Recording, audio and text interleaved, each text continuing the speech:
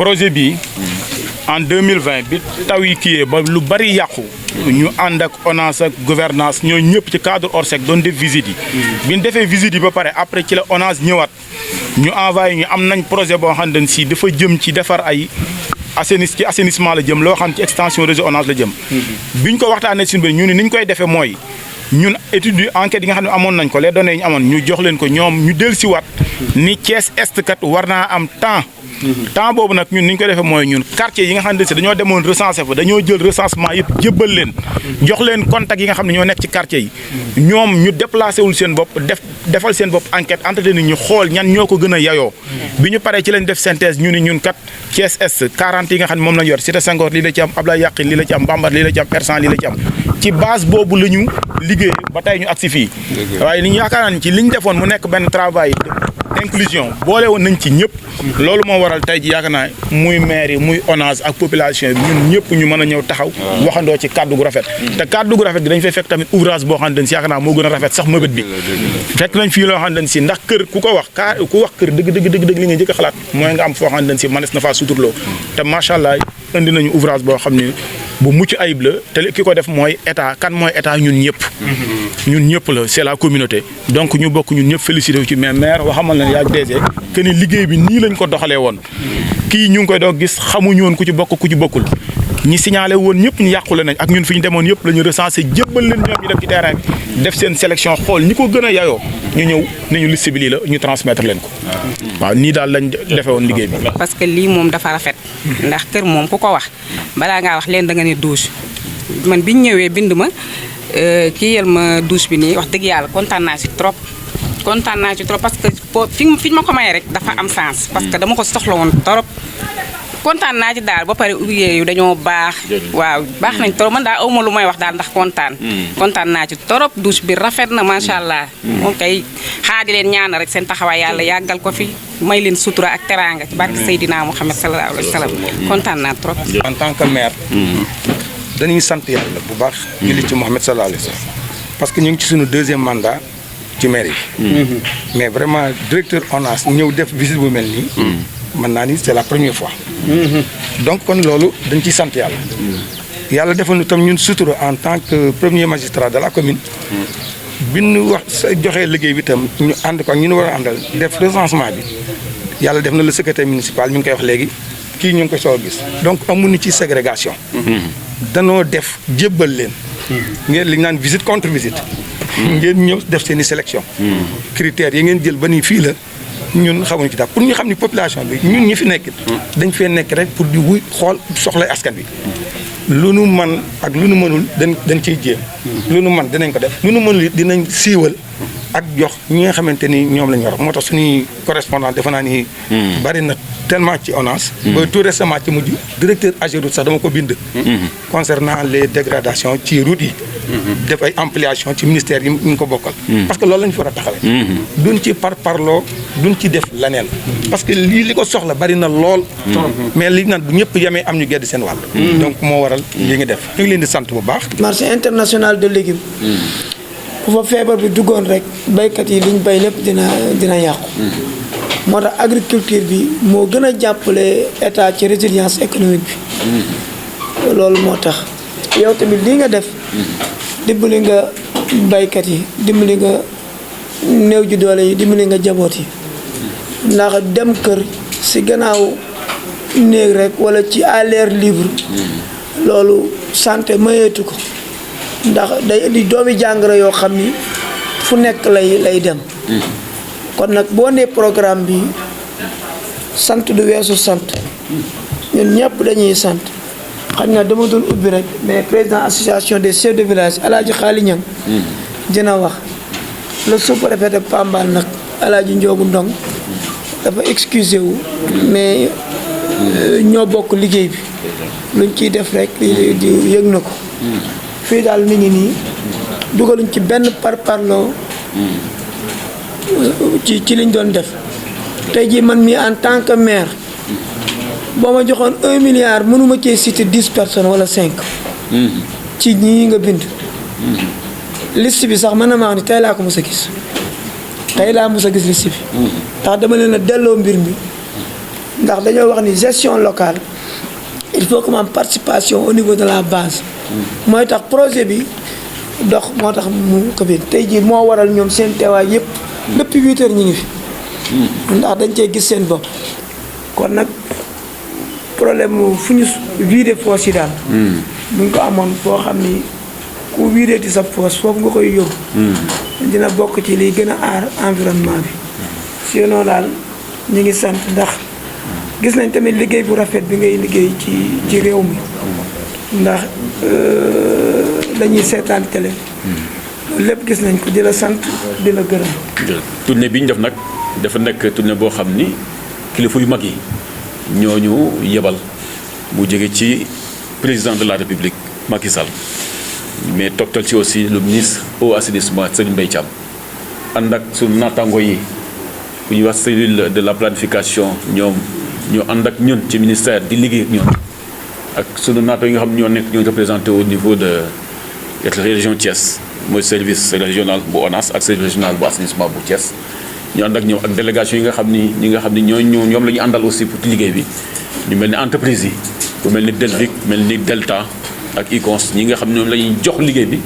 nga xam ni ñoo war a voilà liggéey ni mu waree li nga xam ni mooy projet bi di wax ni rek projet bi nekk na loo xam ni projet bu am solo la lu tax bu am solo parce que dañu nekk ci ci waxtu boo xam ni mën naa wax ni ñaari at wala ñetti at a nga nii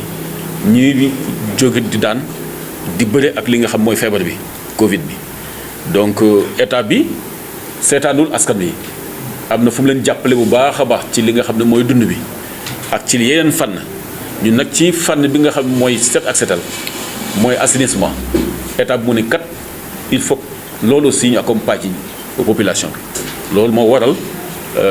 projet bi nga xam ni bailleur bi ñuy wax Banque mondiale accompagne ñu ci donc ñu mun ko doxal ci biir askan bi alors projet bi mu ngi dem ci ñeenti région muy Fatick muy Kaolack muy Dakar ak Thiès Thiès nag mën nañu wax ni Notto Gouye Diama pour bénéficier wu ci na baax ak yeneen commune rurale parce que mu ngi wax sànq sax commune amatul rural amatul commune bu ville donc commune ñëpp a war a yem moo tax lépp loo xam ni nekk na projet mu nekk projet de développement mu projet social dañoo war a xool commune yëpp ci yem dañ ci war a bénéficier wu moo tax projet bi yemu rek ci ville Thiès moo tax ñu xool commune bi mel ni commune Notto Gouye Diama ñu boole ko ci projet bi alors liñ ci prévoir mooy 500 ñi juróomi téeméer gaanuwaay yoo xam ni moom la ñu jox commune bi mu nekk loo xam ni mën na wax ni néew na lool mais mën na am projet bi mën na dem ba nga xam ni su amee leneen loo xam mën na ko ci boole rek li nga xam ni mooy recommandation bi ngeen ñu joxe ñu jëm leen ci accompagner pour nga xam ni biir Notto Gouye Diama benn kër mu bañ a vraiment ñàkk lu ñuy wax gaanuwaay loolu moom vraiment mooy li nga xam ni service su assainissement que ça soit direction assainissement wala office national de l'assainissement moom la ñu dénk li nga xam ni mooy assainissement loolu mooy seen objectif donc di vraiment di rafetlu bu baax a baax li ngeen wax di wax nag du yem fi rek commencement la rek donc comme commencement la te lépp loo xam ni mën nañ ko def rek dañ ko def pour accompagner leen li nga xam ni mooy gaanuwaay donc mën a voilà mën a am ci kër yëpp li nga xam ne aussi wax na ko maire wax na ko sànq parce que mën nañu wax ni gaanuwaay ci biir kër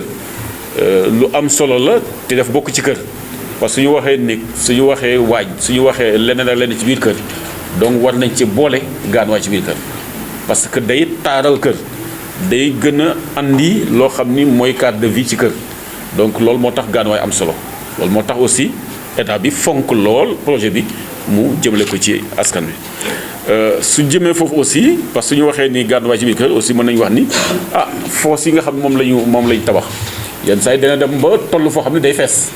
su waree fees nag il faut que ñu war ko fa am fu mu ko yóbbu mooy li mu wax sànq mooy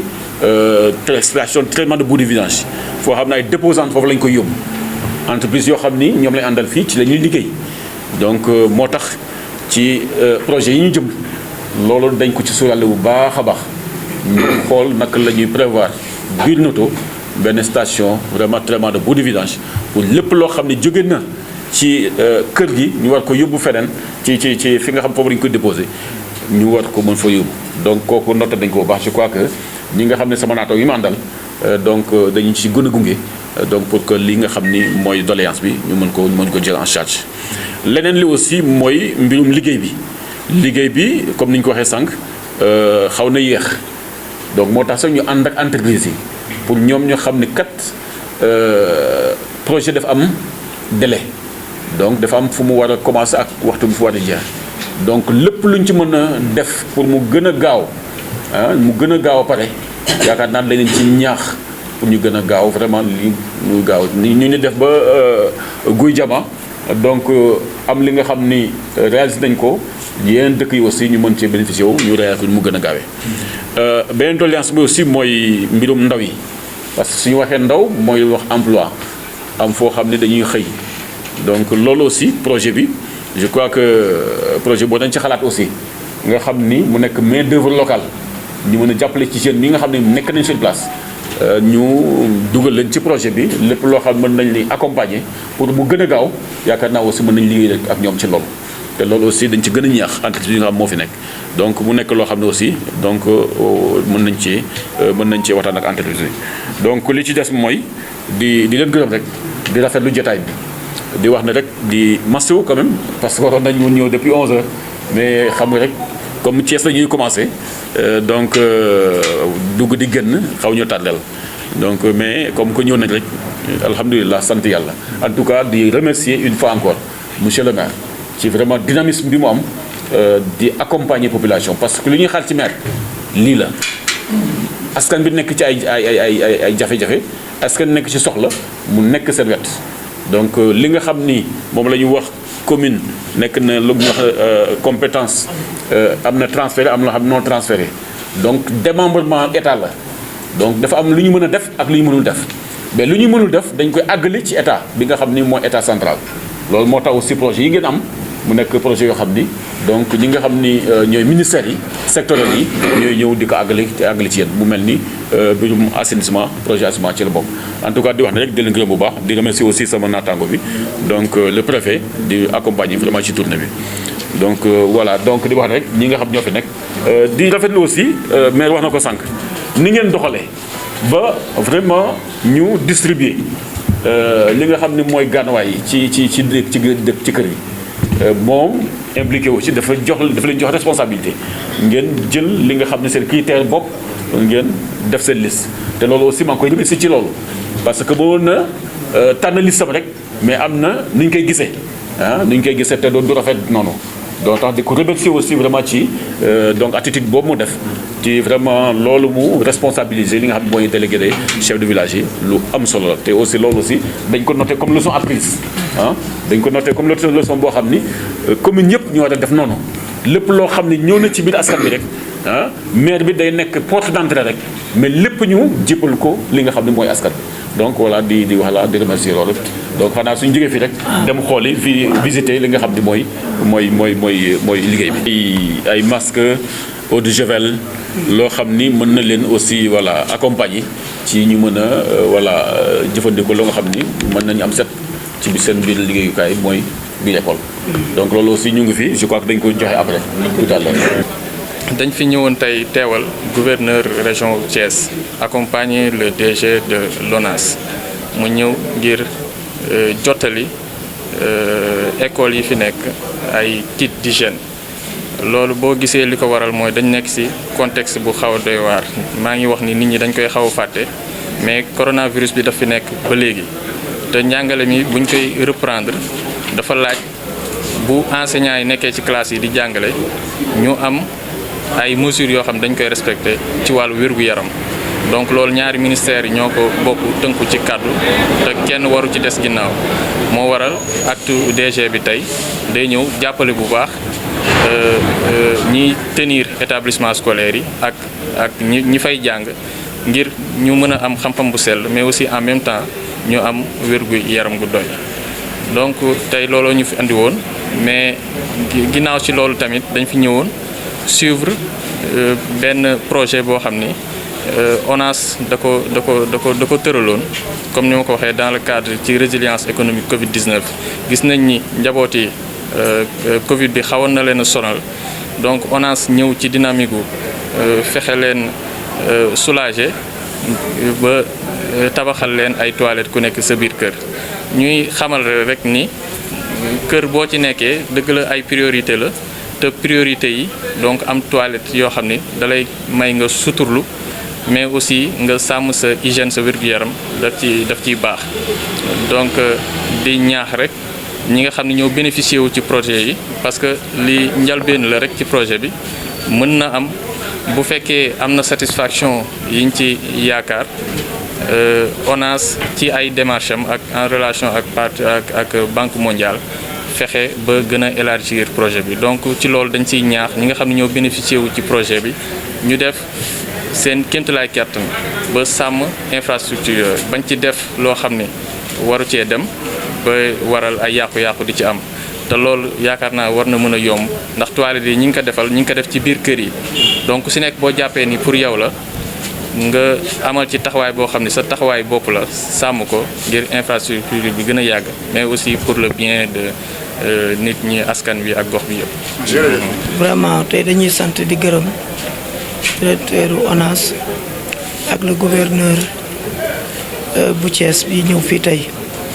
di la xamal ni tey ci turu population commune Noto kontaan nañ bu baax ndax comme ni ko chef de village yi waxee ndax bi projet bi ñëwee biñ ko déggee sax gëmuñu ko ndax njariñ bi mu leen amal ñun nag wax dëgg yàlla lim biñ ci am bu dikkee tamit ñoom lañ ko joxaat ñu def seen répartition moo tax déggoo fi benn contestation te rafetlu nañu liggéey bi loolu nag dañuy ñaan yàlla rek comme ni ko gouverneur waxee ñin ko jox ñu mën a def entretien bi ak suivi bi waaye ñun en tant que élu loolu ñun ngeen ko defal ndax ñun dafa bokk ci sunuy compétence environnement kon bu environnement bi amee problème rek ñun dañuy am jafe-jafe kon monsieur le DG vraiment ñu ngi lay sant di remercier vraiment partenariat bi Banque mondiale am ndax Banque mondiale du guleet mu ñëw ci commune Noto sunu marché international bi ñu defar accompagné nañ ci kon nag ñi ngi sant ci toute population commune Noto di ñaan yàlla nag lii nga def ngeen gën a am kattan mu gën a law ci biir Sénégal xañ na doléance bi ñu ci doon wax nañ la ko te mooy ñu am rek foo xam ni bu foos yi feesee benn station bu ëllëgee buñ ko fa vidé ñun sax dañ koy soxla ndax ñun nous sommes des agriculteurs pour fumier bi ak tool yi kon donc fii dara du fi nekk lu ñuy sànni mais lu ñuy transformer la utiliser ko ci beneen anam kon ñu ngi leen di sant di leen gërëm. Voilà comme ni nga ko waxee quoi que programme bi nga xam ni mooy programme de résilience économique bi nga am président chef de l'État moo ko teg di wàllu assainissement war ci béy waram moo tax autorités yi yebal ñu xool liggéey bi nga xam ni projet bi Banque mondiale di ñu accompagner fan la toll ñu ànd ak prestataires yëpp a fii donc pour ñu xool réellement lan la ñu def sur le terrain. C'est l'occasion aussi ñu exhorter leen ñu gën a ñoŋal seen loxo ñu gën a gaawal seen loxo pour que quand même li nga xam ne mooy projet bi mu gën a gaaw a pare pour ñu mën a jëm ci leneen li may wax mooy au niveau de ci ville de Thiès évidemment commune yu ñetti communes yi bénéficié woon nañ ci sur donc 2500 mètres linéaires 2,5 kilomètres linéaires pour ñu augmenter li nga xam mooy réseau eaux usées bu Thiès kooku déjà at bi gis ñu ko rek ci kaw gi mais am na ci teeru bi donc di wax ni rek famille yooyu nga xam ni vraiment ay néew doole lañ ñu accompagner leen jox leen ay gaanuwaay te vraiment apprécié wu nañ ko bu baax a baax maintenant li des mooy fi ñu terminé nii mooy Notto Gouye Diama ñu am ci seen wàll mooy am nañ ci 500 juróomi téeméer gaanuwaay yoo xam ni dañ ko séddale ci biir commune bi séddale boobu nag ma rafetlu lool acte bi nga xam ni moom le maire posé bi projet bi ñëwee dafa mettre à la disposition donc chef de village yi jox leen ne juróomi téeméeru gaanuwaay yaa ngi ni yéen a ko moom xool leen nag ngeen koy distribuer donc moom nekku ci dara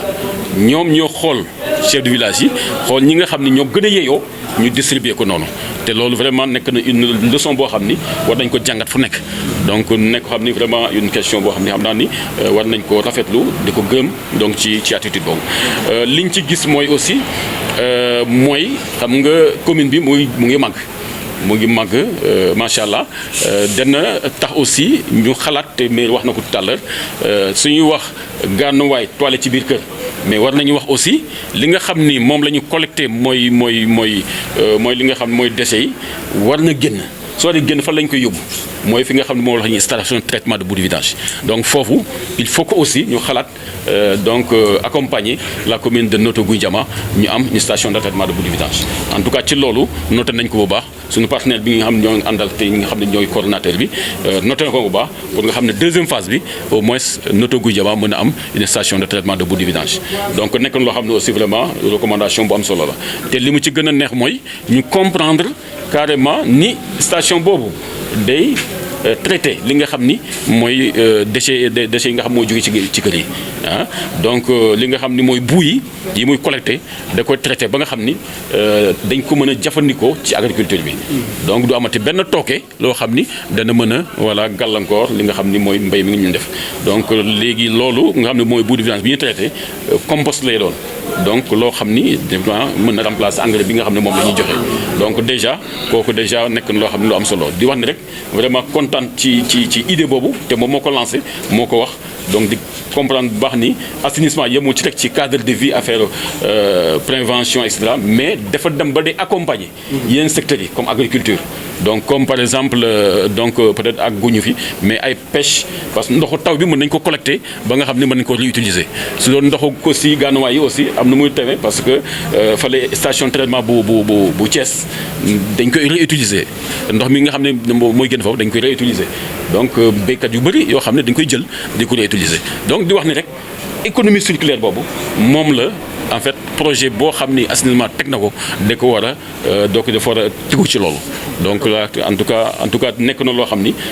donc lu rafet la te heureusement que ñi nga xam ni mooy population Notto Gouye Diama à travers le maire comprendre nañ ko te vraiment di ñaan yàlla rek lépp loo xam ni mën nañ ko fa ci gën a yokk rek te lii di ñëw je crois raw li bët donc ci mën ko yokk incha allah.